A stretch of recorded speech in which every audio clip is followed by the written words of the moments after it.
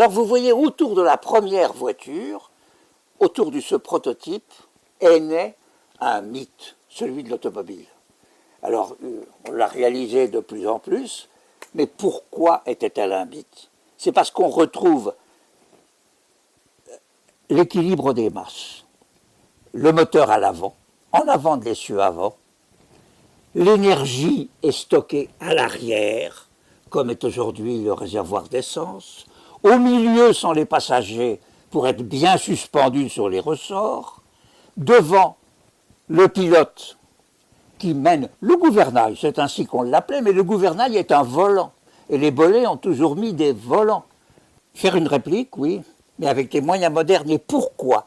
Eh bien, cette nécessité de prendre un moyen moderne de propulsion répond à une question que les bolets ont toujours tenue pour être primordiale, la formation du personnel qui est appelé à travailler dans leurs établissements.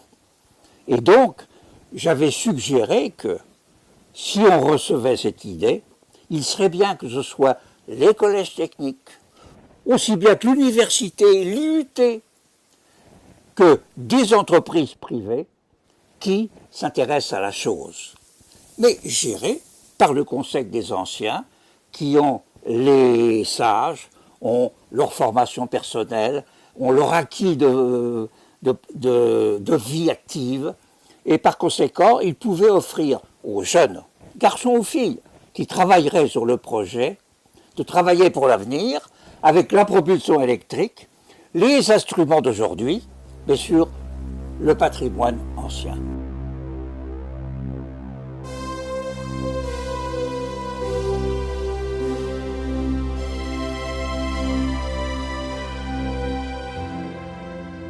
Alors donc oui, il y a le lycée Claude Chappe, mais il n'y a pas que le lycée Claude Chappe. Donc on travaille en collaboration avec différents établissements, hein, l'IUT, le lycée Claude Chappe. En fait, le but était que l'IUT justement fasse les plans pour que nous ensuite au lycée Claude Chappe, on a des sections axées métallerie ou chaudronnerie, donc transformation des métaux, pour pouvoir fabriquer un petit peu les éléments, les quelques pièces de la voiture, voilà, de la Mancelle.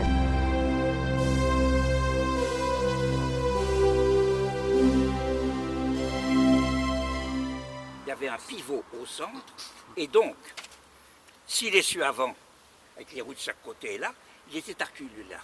Et quand vous voulez tourner, faire un angle droit, les chevaux déplaçaient l'essieu, vous alliez. Mais le polygone de sustentation qui à l'origine était un rectangle, se transformait en rectangle, en triangle.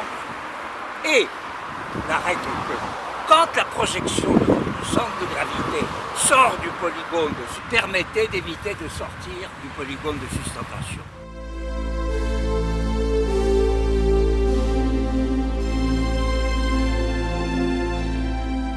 En effet, les troisième années de formation, les terminales bac qui ont participé, quelques élèves de seconde s'y sont collés aussi, ont pu aussi notamment participer à l'encollage et serrage de ces éléments-là, par le biais de ces gabarits qui ont été confectionnés par les terminales, un travail très conséquent, mais le collage, le serrage, même si ça paraît complexe, le travail, la difficulté du travail était faite en amont. On a eu à faire les passages de roues, les garde-boue si vous voulez, donc deux petits comme ça et deux grands. Voilà, les autres sont dans la salle de finition en cours de séchage. Les planchers qui sont situés derrière vous, les planchers aussi qui se situeront, celui qui a le grand trou, qui glissera sous cette chaudière. Voilà. Pour rappel, cette voiture à l'époque était donc à charbon de bois. Voilà, elle va être électrique.